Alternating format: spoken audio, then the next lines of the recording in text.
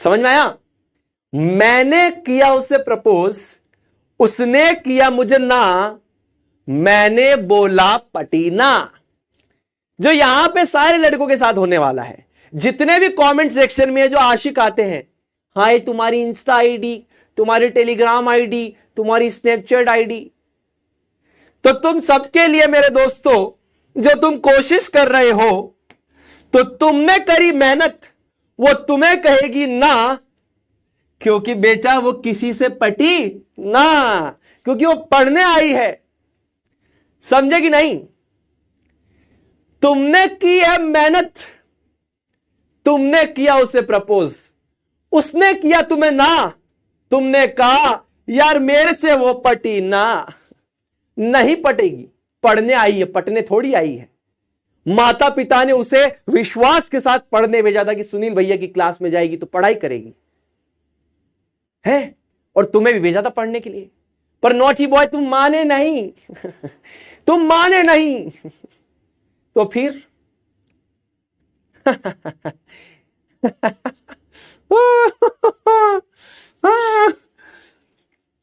और भैया तो दिल पे लग गई हमारे बात दिल पे लग गई, क्योंकि सच्चाई तो यही है यह सच्चाई है भैया। मेरे को जब मेरे टीचर ने बताया था ना, तो मेरी तरफ देख के बोल रहे थे। अब मैंने कहा यार मेरी तरफ देख के क्यों बोल रहे, मैंने तो कभी किसी को प्रपोज ही नहीं किया है, मैं तो पढ़ने वाला टाबू हूं। हाँ, मस्ती बहुत करता हूं, पीछे बैठता हूं, क्लास में आखिरी में बैठता हूं, और मेरा क्लास में आखिरी में बैठने का रीजन भी था। मैं क्लास में आखिरी में बैठता था, उसके पीछे रीजन थे। अब आप बोलोगे क्या रीजन था, क्लास में पीछे बैठना क्या रीजन है? मैं बताता हूं क्या रीजन है।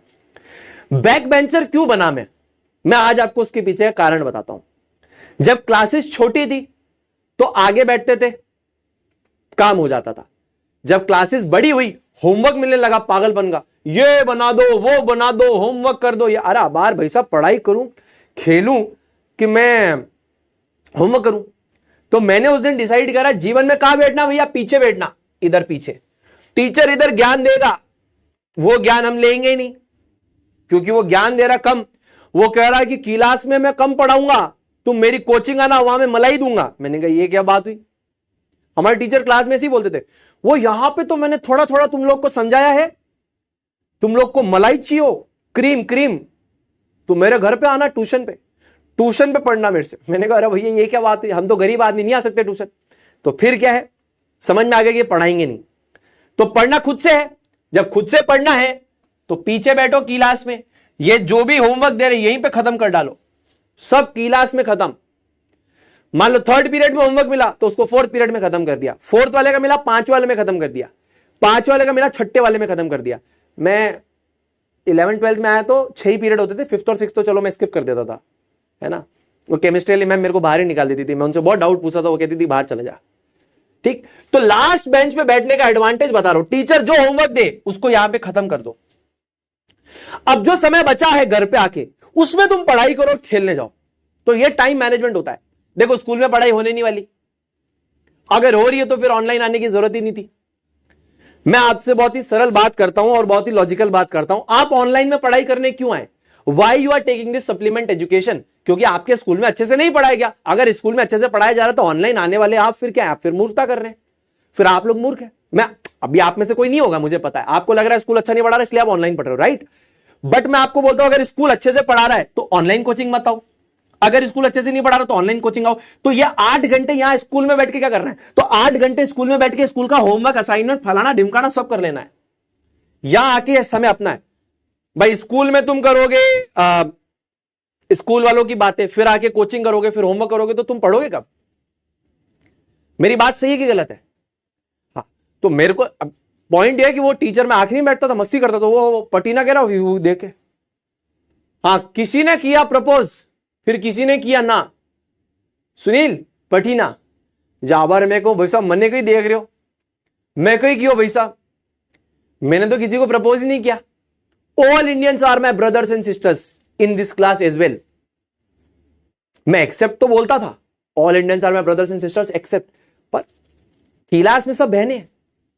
वो आबार मेरे को टारगेट करके बोलते थे।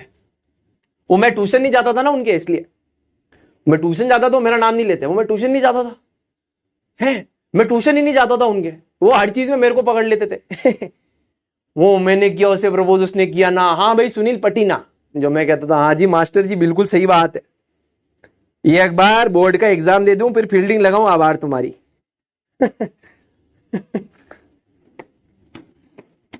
चलो कोई बात नहीं, ठीक है। बहुत बढ़िया बढ़िया किस्से यार 11वीं कक्षा के, यार 11वीं 12वीं कक्षा के बहुत बढ़िया बढ़िया किस्से हैं।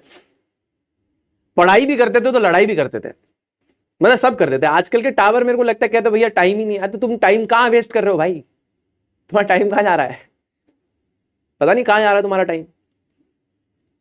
चलो कोई बात नहीं, टाइम मैनेजमेंट कर लोगे सब अच्छा हो जाएगा। मेरे को पता है तुम बहुत समझदार हो, ये जनरेशन टेक्निकली हमसे तो कई गुना ज्यादा एडवांस है, तो ऑब्वियसली आप लोग ये कर पाओगे, मुझे आप पे पूरा विश्वास है। बस आप ये देखो आपका दिन का जो समय वो कहां जाता है। होमवर्क स्कूल में खत्म कर दो, लास्ट बेंच पे बैठना स्टार्ट कर दो। अगर आपको लगता है कि स्कूल बिल्कुल भी प्रोडक्टिव नहीं है, sit on the last bench, आप होमवर्क वहीं खत्म करो। स्कूल प्रोडक्टिव है, ऑनलाइन आने की जरूरत नहीं है, समय तो बचाना पड़ेगा। और ये 10वीं बोर्ड का पेपर है, कोई यूपीएससी का पेपर है क्या कि इसका सिलेबस इतना डिफिकल्ट है, कोचिंग लेनी है। भ्रम में है आप, जीवन के बहुत बड़े भ्रम में। चलिए कोई बात नहीं। कॉपर रेडिश ब्राउन कलर का होता है, एयर में प्रेजेंट CO2 ऑक्सीजन और मॉइस्चर से भिड़ेगा, CuCO3.COH इसकी लेयर बना लेगा। लेयर का नाम है patina. Copper two carbonate hydroxide या बेसिक कॉपर कार्बोनेट इसका